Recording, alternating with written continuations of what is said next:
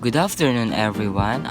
My name is Dominic Bacos and this is my partner Carlo, and we're gonna do a food vlog for our subject Philippine culture. So nandito kami ngayon sa palengke upang mamili ng mga kakailanganin naming ingredients para sa dish na lulutuin namin. At magluluto kami ngayon ng napakasarap na putay na kung tawagin ay cocido. Ang cocido ay nagmula sa lugar ng Zamboanga, Sibugay at isa ito sa tradisyonal na pagkain ng mga tao sa lugar ng Zamboanga, Sibugay. So at this moment, namimili kami ng mga ingredients na kakailanganin namin para sa cocido. And makikita nyo naman sa video na ang ingredients na kakailanganin nyo is napakasimple at makikita nyo lang sa palengke na malapit sa bayan nyo. So wala kaming nahanap na beef. So ang ginawa na lang namin is bumili na lang kami ng yempo dahil isa rin ito sa ingredients ng cocido. Kaya pwede na to dahil wala naman kami mahanap na VIP dito sa palengke ng Mikawayan, Bulacan. Ito pala ang ingredients na kakailanganin natin sa paggawa ng cocido. At kung makikita nyo, ang mga ingredients na kakailanganin natin ay murang-mura lang at kaya nyong gawin sa loob lamang ng inyong mga bahay. So ngayon guys, nandito kami sa bahay nila Carlo at iluluto na namin ang cocido at ito ay nag-originate sa Zamboanga, Sibugay. So let's start the cooking show. First and main ingredient natin is ang pork yampo. Isang buong repolyo, patatas, green beans, at dalawang tomato sauce na 200 grams, chorizo at ang pampalasa, sibuyas, bawang, mantika at paminta natin. Hiwain ang green beans sa tamang sukat nito. At balatan ng patatas. Bago natin ito balatan, siguraduhin na malinis ang ating kamay. At pagtapos balatan, hiwain naman ang patatas sa pa-cubes. Hiwain sa 4 ang repolyo at gayatin ito sa normal na laki lamang.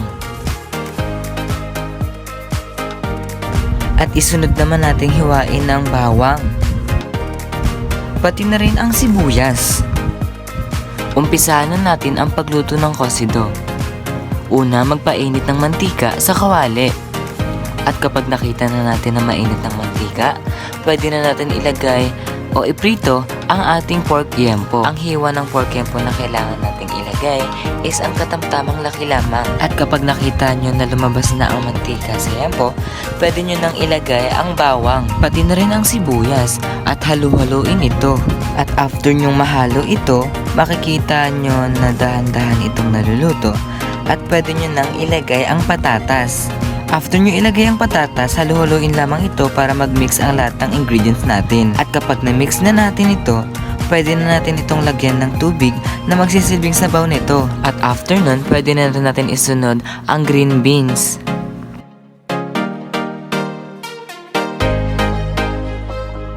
At after natin itong halu-haluin, pwede na natin tutakpan para lumambot ang gulay.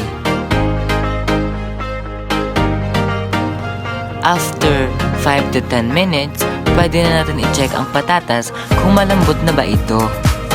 At kapag malambot na ang patatas, pwede na natin ilagay ang tomato sauce para sumarap ang ating putahe. After natin malagay ang tomato sauce, halu-haluin natin ito. At pagtapos natin haluin, pwede na natin ilagay ang mga pampalasa na kakailanganin natin. After natin lagyan ng pampalasa, ilalagay na natin ang repolyo. Kaya natin hinuli ang repolyo dahil kapag inuna natin ito, may tendency na lumambot ito kapag kinain na natin or naluto na. After natin maglagay ng repolyo, halu-haluin na natin ito. Maglagay tayo ng betchin, pati na rin ng asin, pambalanse sa lasa nito.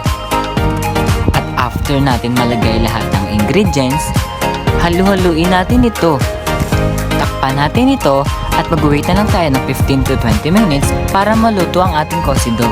At ayan, makikita nyo sa video na luto na ang ating cocido. Iset aside lang natin ito at mag-init tayo ng kawali. Maglagay tayo ng mantika dito dahil dito tayo magluluto ng ating chorizo. Ang chorizo ay isa rin sa ingredients ng cocido. So after maluto ng chorizo, pwede na natin tong ilagay sa ating cocido. So ito na ang cocido from Zamboanga, Sibugay. Ito po ang Cosido from Zamboanga, Sibugay.